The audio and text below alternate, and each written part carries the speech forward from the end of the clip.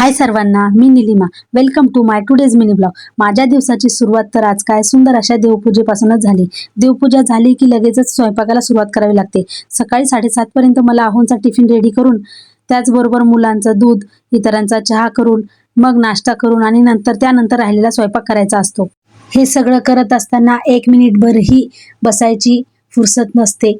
सकाळी तर सगळ्याच कामाची घाई असते, पण कामे तर आवरावीच लागतात. स्वयंपाक, धुणी, भांडी, पुसपास या कामाबरोबर इतरही लहान सहान कामे तर असतातच. आज दुपारी जेवणासाठी मुगाची उसळ केलीच होती, पण मला काही खाऊ वाटेना, म्हणून मी माझ्यासाठी कुटके करायला घेतले. कुटके शिजत होते तोपर्यंतच वाटलं की सकाळी घासलेले भांडेही लावून घ्यावे, म्हणून ते लावायला घेतलेच. एका कामाबरोबर दुसरं काम असं करायची मला ती सवयच आहे, कारण की काम लवकरच आवरतं. आणि कधीही न संपणारं काम ते म्हणजे भांडे घासणं. दिवसभरातून 4 वेळेस जरी घासले तरी भांडे पडतच राहतात. आर्यनला खायचा होता तुपात भाजलेला शेवायचा भात आणि सासूबाईंना खायचा होता पाण्यात शिजलेला भात, तर दोन्ही प्रकारचा भात करून घेतला.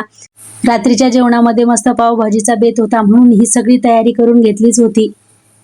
माझी पावभाजी करणं चालू असताना अथर्वही तिथे आला.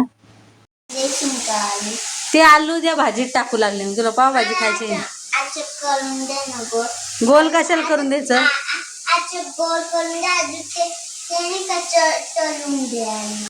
माझी पावभाजी करणं चालू असताना यांची तर मस्त केक खाण्याची पार्टी सुरू होती.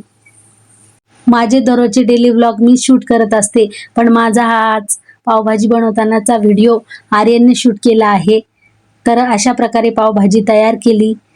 कशी वाटली ती कमेंट करून नक्की सांगा. आहोंनी ड्युटीवरून येताना हे पाव आणले होते, तेव्हा लगेचच पाव गरम करून सगळ्यांना खायला दिली. तर कसा वाटला आजचा मिनी ब्लॉग ते कमेंट करून नक्की सांगा.